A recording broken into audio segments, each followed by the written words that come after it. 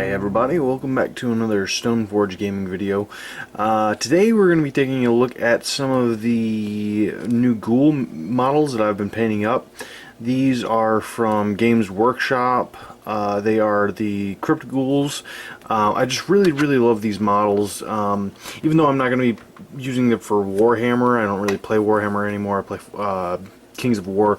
I decided to paint these up because I love the models. I don't really care for the whole idea for the Mantic models, that is, the Mantic Ghoul models. Now I love their zombies, but these ghouls were just absolutely amazing. All the little tiny details are just, I don't know, out of this world spectacular, really. And that's why GW is kind of the big company that they are. So as you can see, I have painted these guys up with sort of a purplish pink skin color. I'll zoom in here just a little bit so you can kind of get a better look. You can see here I did that to really kind of make it both look a little bit more realistic, but I'm going to be using these guys for Pathfinder or D&D, but for that, ghouls have a purplish sort of skin color, so I still wanted this to kind of match a little bit. Looks like they're in the camera it's a little more gray than purple, but you can kind of guess. But so yeah, I kind of went through all of them, and I painted them up with all of them with a very similar skin color. I did all the little details. I did a bunch of different hair colors just to kind of have them look a little more varied from model to model. So I think that came along pretty well. Come on, focus.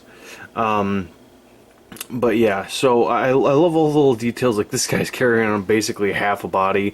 I wanted my basically my undead army to look very horror themed, which I mean should be that way. I mean, if you're making undead, they should be horrible monsters. They shouldn't be pretty boys, which you'll see eventually. I'm going to be painting up the Vampire Lord on Zombie Dragon, and I went with the bald head, so kind of more of the Nosferatu sort of vampire.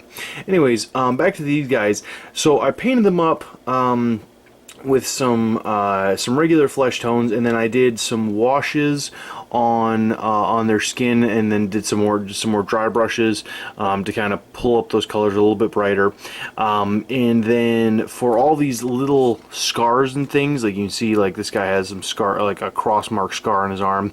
I did a combination of Reikland Flesh Shade and Carroburg Crimson to kind of make those scars kind of stand out. And then for the metallics, I literally just did a base coat of Leadbelcher and did a wash of Agrax Earthshade to just kind of make them look very dull. The leather I just kind of did up with standard leather, and then eyes basically just Fiston Red, little slight wash on them. Teeth and bone is Reaper's Aged Bone, and then a wash of Reikland Flesh Shade, and then after that I did a dry brush of I believe it's Graveyard Bone from the Reaper line. So I think that came out pretty well. Finally, one of the last effects that I did on them, you can see I did some big splatter marks of blood where it looks like they've been fighting, and I used my staple sort of blood effect technique, which is it's a kind of a little mixture that I made up. It's kind of similar in the way it reacts. It's a little bit thicker, but it's very similar to, say, like well, what do they call it? Blood for the Blood God, the Citadel Technical paint. But mine's a little bit thicker, and that's why you can see, like on this guy, hopefully, let's see if I can get it in the camera. You can see like a little bit as the blood kind of basically makes like little lines if you kind of draw it a little bit more. I did it at the kind of the at different edges, a little more blobbing where you can see it like these bones piercing through their flesh and things like that, where it'd be a little more gory. And then after that, I went back and I did.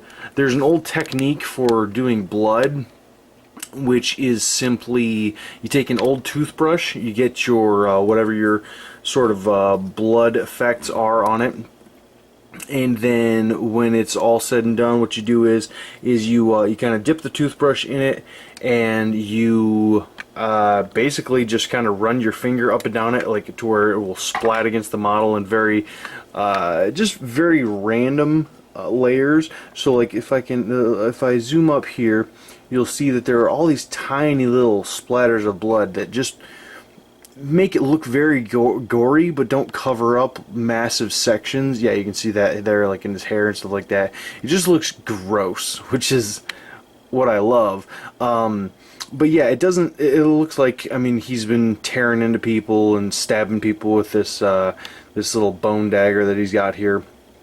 And it really makes a very random effect that I just absolutely love, that you can't get with just trying to do. I mean, I guess you could with hours and hours, but it would take you hours and hours of making little tiny dots with your paintbrush and stuff like that. But this effect really works.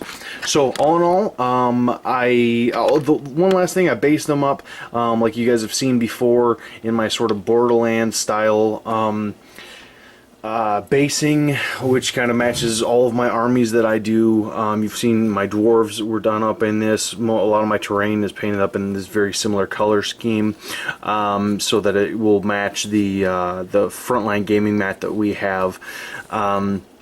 But overall, I really like these models.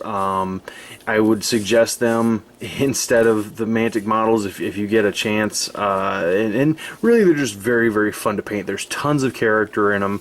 There's a lot of little different options that you can kind of add to them. Like this guy's got the stone. It looks like he's I don't know, ripped it out of some graveyard somewhere, smashing somebody in the head with it. I just really love all those little details. Really fun to paint, and all in all, there will be an awesome addition to the undead army that I will be painting up, or I'm in the process of painting up. You guys will see hopefully pretty soon the zombies that I've painted up for this undead army. I painted up a lich, which is actually an interesting one. It's a it is the Whispering Tyrant miniature from Reaper Miniatures, so that's will be kind of the leader of this undead army, and then sort of the general of that undead army will be the Vampire Lord on Zombie Dragon. So be kind of cool. But first, I gotta build up all these all the little stuff first. You know how Horde armies go. So guys, I will see you in the next Stoneforge gaming video, and I hope you will come back. See you guys.